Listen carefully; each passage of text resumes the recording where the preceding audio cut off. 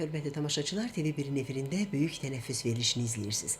Artıq ölkəmiz regionda süni intellekt təhsili və innovativ layihələrin tətbiqi üzrə aparıcı mərkəzə çevrilməyi qarşısına hədəf və məqsəd qoyubdur. Elə bu məqsədlə də yaradılan Süni İntellekt Akademiyası qısa bir vaxtda hər kəsin diqqətini özünə cəlb etməyi bacarıbdır. Studiyamızın bugünkü qonağı da Süni İntellekt Akademiyasının təhsil eksperti Şəhriyar Məmmədlidir. Şəhriyar bəy, xoş gördük. Salam Elnur xanım, xoş gördük sizi. Şəhriyar bəy, biz sizinlə yeni yaradılan Süni İntellekt Akademiyasının əsas məqsədi, hədəfləri, tədris proqramları barəsində söhbət edəcəyik. Gəlin elə buradan başlayaq. Süni İntellekt Akademiyası hansı məqsədlə yaradıldı? Çox sağ olun ilkin olaraq məni burada qəbul etdiyiniz üçün. Akademiyamız əslində Milli Süni İntellekt Mərkəzinin daxilində yaradılmışdı və Cənab Prezidentin sərəncamı ilə təsdiq olunan 2025-ci, 2028-ci illər Süni İntellekt üzrə dövlət strategiyasında olan müəyyən punktları həyata keçirmək üçün yaradılmışdı. Bizim əsas məqsədimiz strategiyadan əsaslanaraq 2028-ci ilə kimi 500 süni intellekt mütəxəssisini yetişdirməkdir. Hansı ki, bunlar həm yerli, həm xarici bazarda kifayət qədər yüksək bacarıq və biliklərə sahib olacaqlar. Bundan əlavə olaraq bizdən bir gözlənti də vardır ki, dövlət qurumlarında çalışan, rəhbər vəzifədə çalışan 500 əməkdaşı süni intellekt təlimindən keçirməkdir. Bundan əlavə olaraq məqsəd təkcə mühəndis yetişdirmək deyil, eyni zamanda ölkəmizdə süni intellekt icmasını yaratmaq və süni intellekt ekosistemini yaratmaqdır. Bu məqsədlə də biz birdən çox paralel layihələr üzərində çalışırıq. Həm Süni İntellekt Akademiyası olaraq, həm Milli Süni İntellekt Mərkəzi olaraq. Bəli. Siz də bax çox doğru vurğuladınız ki, süni intellekt sahəsində mütəxəssislər hazırlamaq, eyni zamanda da ölkədə rəqəmsal transformasiyanı sürətləndirmək. Süni İntellekt Akademiyası bir neçə aydır ki, fəaliyyət göstərir. Elə buradan istəyirəm bu məsələyə toxunaq ki, nə qədər artıq tələbə var orada? Əslində biz başlamışıq 2025-ci ilin sentyabr ayında və biz burada qeydiyyatı açıq elan edəndə inanılmaz dərəcədə bizə çox müraciətlər gəldi. Siz təsəvvür edin ki, bizə 6750-dən çox müraciət gəlmişdir və biz burada çox sıxı bir seçim prosesini həyata keçirərək 3 mərhələli 89 namizədi öz tələbəmiz olaraq qəbul elədik. Hal-hazırda əsas işimiz o 89 nəfər adamı həm yerli, həm xarici bazar üçün hazır vəziyyətə gətirib və onları hazır vəziyyətə gətirərək süni intellekt mühəndisi kimi əmək bazarına çıxartmaqdır. Ondan əlavə olaraq qeyd edim ki, biz hal-hazırda bizim növbəti kohortumuz da açılıbdır. Artıq keçən ay dekabr ayından etibarən və bu ayın sonuna kimi qeydiyyat davam edir. Və biz planlaşdırırıq ki, bu ilin ilk rübündən etibarən növbəti kohortu açıq elan edib, növbəti tələbə namizədlərimizi cəlb edərək tədrisimizi davam etdirək və yeni tələbələrlə, yeni namizədlərlə bu yolda başladığımız bu yolu davam etdirək. Biz qəbul prosesinə siz toxundunuz. Qəbul prosesi hansı mərhələlər üzrə aparılır? Bizim əsasən ilkin kohortda apardığımız 3 mərhələ olmuşdur. Birinci mərhələ onlayn testdir. Təbii ki, qeydiyyatdan sonraki prosesdən söhbət gedir. Onlar ilkin olaraq qeydiyyatdan keçirlər. Qeydiyyatdan kimlər keçə bilər sualına cavab verdik.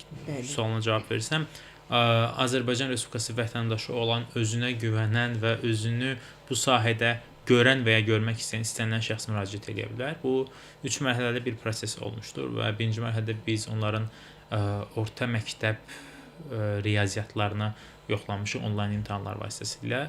İkinci mərhələdə isə daha yenə burada xəttəcə bir riyazi analiz, optimizasiya, ehtimal nəzəriyyəsi kimi daha ali riyaziyyat, tətbiqi riyaziyyat deyəcəyimiz bilikləri yoxlamışıq və üçüncü mərhələdə isə müsahibə mərhələsi olmuşdu. Burada da yenə namizədlərin biliklərini yoxlayırıq. Eyni zamanda bizim tədrisimiz çətin bir bootcamp olduğu üçün onların psixoloji olaraq da buna hazır olduğunu əmin olmaq üçün biz onlarla üzbəüz görüşlər elan etmişik.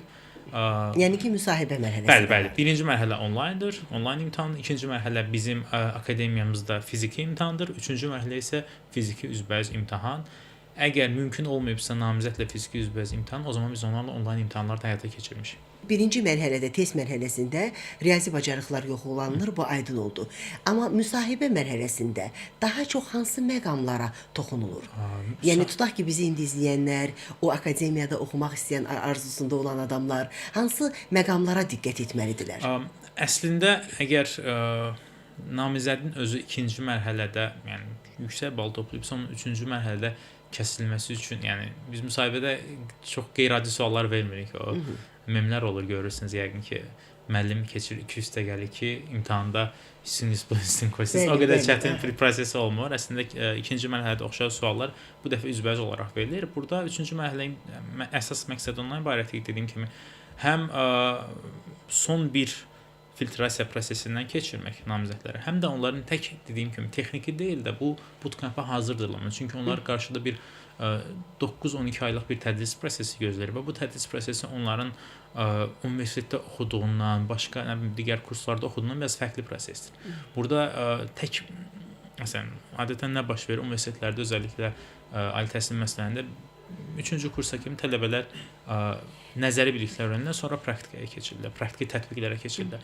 Digər kurslara getdikdə isə onlar sadəcə adətən praktiki bilik bacarıqlarını inkişaf etdirirlər. Buradakı tədris prosesində isə onlar hər ikisini belə deyim, mix and match dediyimiz həm nəzəri biliklər öyrənirlər, həm praktiki biliklər öyrənirlər. Bunun ikisini eyni anda götürə biləcək kapasitədə olan namizədlərlə biz yola davam eləmişik. Namizədləri hansı meyarlarla qiymətləndiriləcəklər və onlara tədris ilinin sonunda hər hansı bir sənəd təqdim olunacaqmı?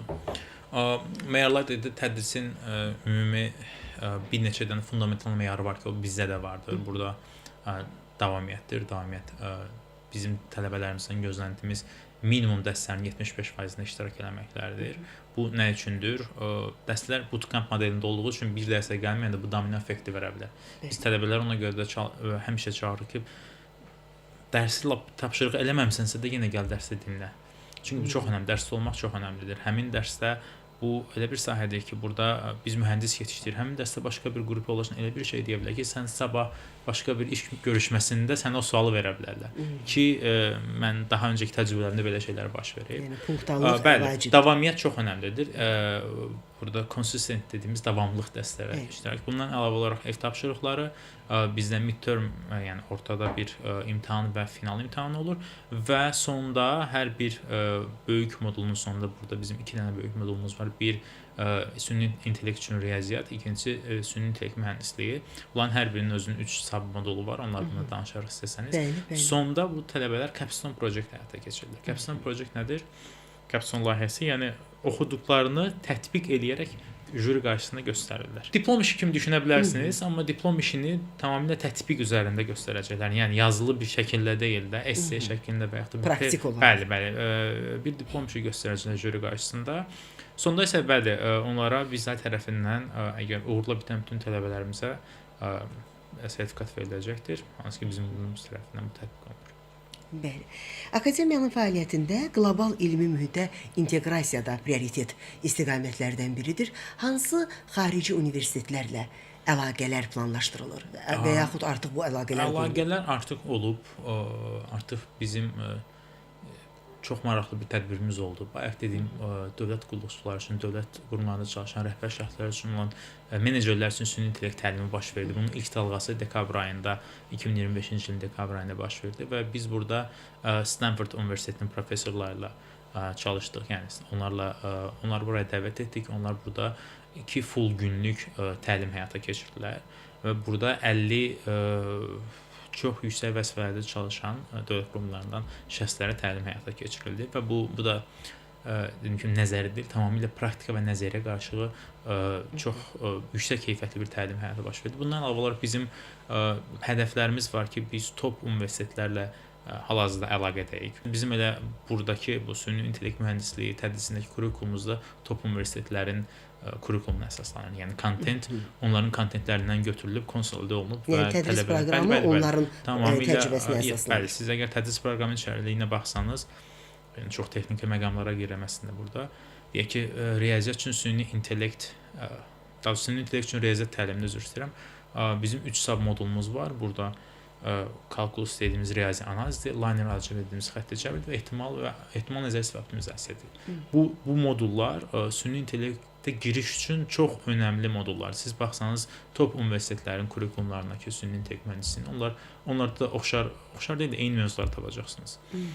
Digər hissəyə gəldikdə bizim süni intellekt mühəndisliyi tədrisimizə gəldikdə burada bizdə 3 sub modul var. Software engineering, maşın öyrənməsi və dərin öyrənmə. Yenə siz gedib top universitetlərin kontentlərinə baxsanız görəcəksiniz ki, onlar da bu modullarla davam edirlər. Bəli. Və dərslər burada bu bizi izləyən yəqin ki, orada oxumaq istəyənlər üçün də maraqlı bir sualdır ki, ödəniş məsələsi. Tamamilə ödənişsizdir. Bu dövlət ödənişsiz deyəndə biraz insanlarda təəssüf ki, yanlış fikir formalaşır. Bu ödənişli sadəcə bunu dövlət tərəfindən maliyyələşir bizim tədrislər. Yəni biz tələbələrimizə hər zaman dediyimiz bir şey var. Belə yarı zarafat, yarı ciddi deyir ki, əslində sizin burada oxuduğunuz təhsil haqqı pulsuz deyil. Dövlət bunu deyir və bu ödənişlər bizim vergilərimizdən, dövlət büdcəsindən formalaşır. Ona görə bunun məsuliyyətini anlayaraq dərslərə qatılın. Qeyd etdiyim kimi tamamilə dövlət tərəfindən qarşılanır. Qəbul prosesi il ərzində neçə dəfə aparılacaq? Bir dəfəmi? Gözəl sualdır. 2025-ci ildə biz fəaliyyətə başlamışıq. 2025-ci ildə bir dəfə oldu zaten sentyabrda başlamışıq. Hal-hazırda bizim 2026-cı il üçün bu dəqiqə qeydiyyatımız açıqdır. 31 yanvara qədər bu açıqdır. Ümid edirəm bizim veriliş o vaxta kimi yayımlanacaq. Bizim potensial namizədlərimiz bunu görəcək.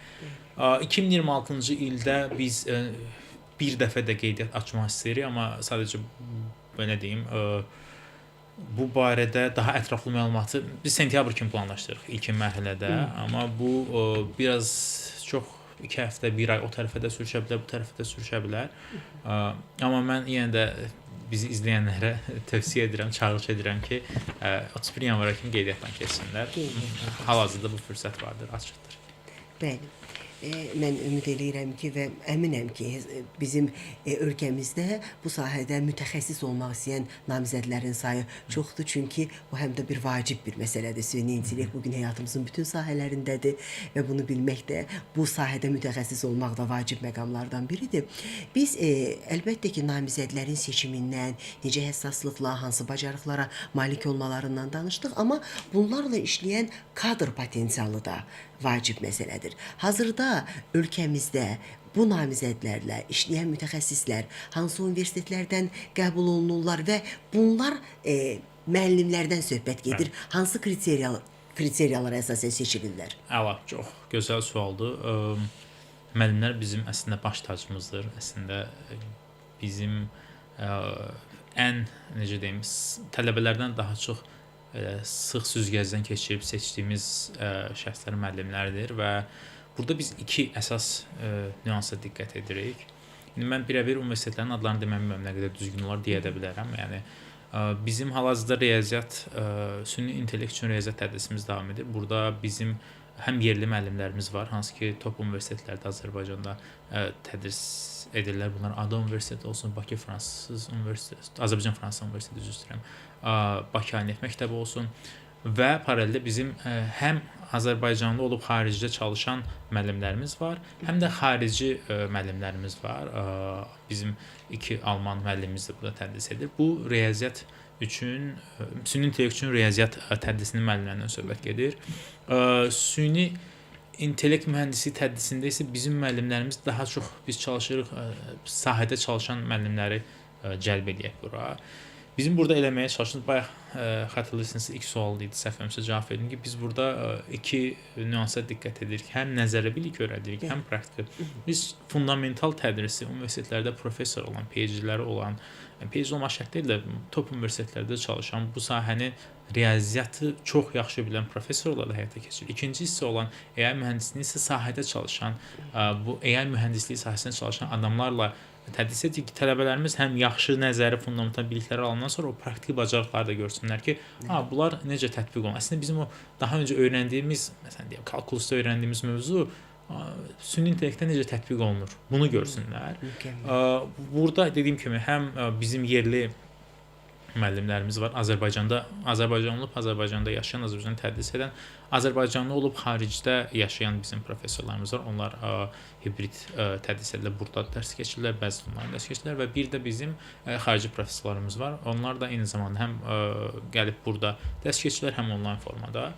Yəni bu formada davam edəcək. Əsas məqsəd burada akademiya və sənayeni bir yerə gətirməkdir. Akademiya dediyimiz universitetləri və iş dünyasını bir yerə gətirməkdir ki, tələbələrimiz hər ikisini görsün. Və ümumiyyətlə bu Azərbaycanın qlobal süni intellekt xəritəsində mövqeyinin möhkəmləndirilməsi bizim ölkəmiz üçün bu gün çox vacib məsələlərdən biridir və bundan danışırıqsa, həm sizin də vurğuluyursunuz ki, bizim xarici mütəxəssislər də orada dərsləri tədris edirlər onlayn formatda. Deməli bu namizədlərdən həm də dil bacarıqları zənnimcə tələb edir. Dərslər hansı dillərdə tədris olunur? Çox gözəl sualdır. Əslində biz müraciət edən ümumiyyətlə buradan kim dinləyirsə fərqi yoxdur bu yaşından, cinsindən, işindən fərqi yoxdur. Çalışsınlar ingilis dilini öyrənsinlər, ən azından öz sahələrində tətbiq eləyəcək qədər. Biz Azərbaycan Respublikası vətəndaşlarına xidmət etdiyimiz üçün bizim mütləq şəkildə tədrislərimiz Azərbaycanda davam edir. Yəni bəzi qruplar full Azərbaycan dilində gedir. Bəzi qruplarımız var ki, bu xarici müəllimliklə onlar full ingilis dilində gedir. Bəziləri də var qarışıq gedir. Amma ən belə %100 Azərbaycan dilində davam edən qruplarda belə ingilis dilində istər-istəməz terminlər, sözlər istifadə olunur. Ona görə də kim dinləyirsə, kim baxırsa şiddətlə tövsiyə edirəm ki, öz sahəsində olan terminləri öyrənsin ən azından. Mən özüm burada bakalavr Azərbaycanda oxumuşam, digər magistr təhsil xaricdə oxumuşam. Mən bakalavr təhsilindən çox razıyam. Çox yaxşı professorlar mənə dərs keçmə, onlara buradan təşəkkür edirəm. Mən Adam Universitetində oxumuşam. Bizim müəllimlər doğrudan o ingiliscə deyir spoon feeding. Qaşıqla bizə dərsi elə yedizdirdilər ki, öyrənin bunu. Mən xaricə gedəndə məsələn çox şok olmuşdum ilk dəfə. Görürəm professor da çox məşhur professordur, adını da tanıyıram.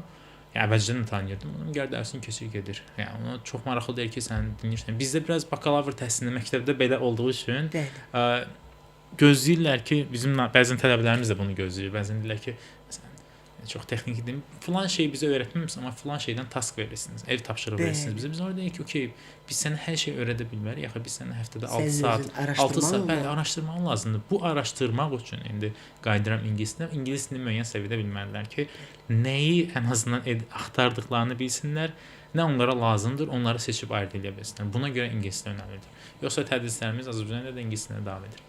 Yaxşı mütəxəssis olmaq üçün həm də bax sizin dediyinizdə də mən onu başa düşürəm ki, müstəqil öyrənməyi də öyrənmək lazımdır. Yəni daha özün üçün hər kəsdən bir dəstək gözləmədən indi bu gün Azərbaycan təhsilində aparılan islahatlar da bizi o istiqamətə yönləndirir ki, biz hətta nəinki tələbələrə, orta məktəblərdə şagirdlərə də müstəqil öyrənməyi öyrədirik. Çünki bizdə artıq belə bir fikir formalaşıb, sizin dediyiniz kimi mütləq bunu müəllim deməlidir. Müəllim öyrətdiyindən başqa bir şeyi soruşa bilməz, bu düzgün yanaşma deyildir. Onunla bağlı mənim belə deyim, həyat baxışımı dəyişdirən bir cümlə var.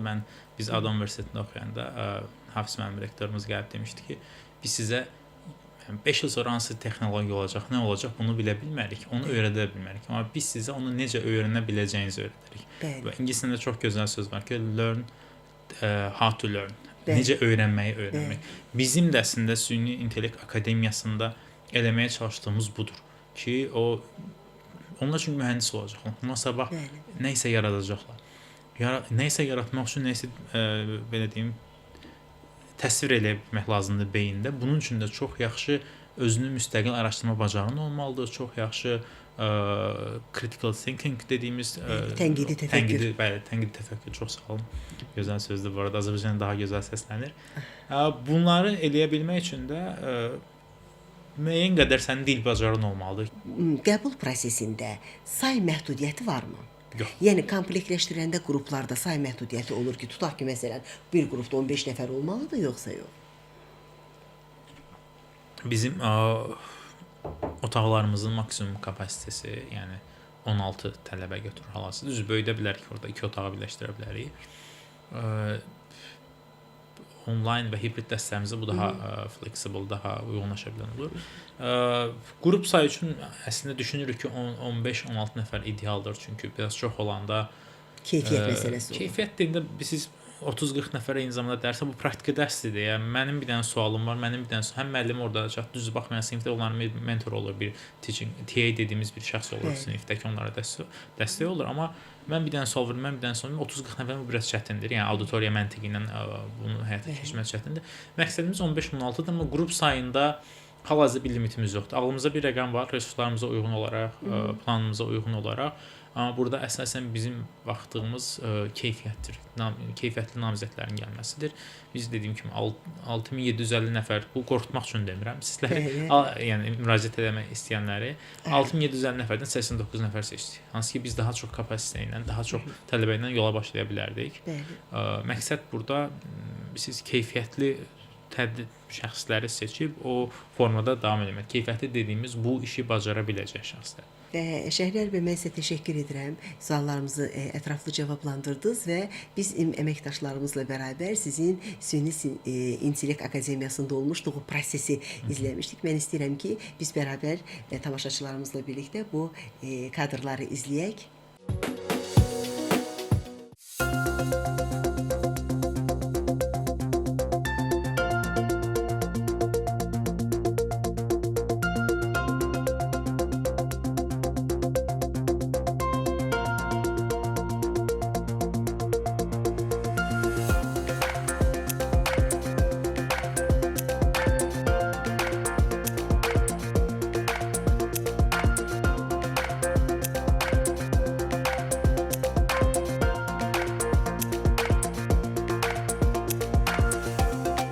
Biz ilkin növbədə süni intellekt üzrə ilkin riyazi biliklər öyrənirik. Buna xətti cəbir, kalkulus, optimization, probability və statistika aiddir. Daha sonra isə süni intellekt üzrə proqramlaşdırma mərhələsinə keçib və machine learning-i daha dərindən öyrənəcəyik. Universitet boyunca da bir çox istiqamət üzrə araşdırma edirdim. Daha sonra isə süni intellekt sahəsinə olduqca maraqlı gəlməyə başladı və bu sahədə ölkəmizdə olan kurslara araşdırma başladım və bu zaman AI Akademinin Instagram postunu gördüm və bunun mənim üçün böyük bir fürsət olduğunu düşündüm. Daha sonra isə dərhal müraciət elədim. Qəbul proseslərini uğurla keçdikdən sonra isə olduqca xüsusi silabusu hazırlanmış dərsləri keçirməyə başladı və dərslər olduqca effektiv keçirdi və olduqca xüsusi formada diqqət yetirilirdi.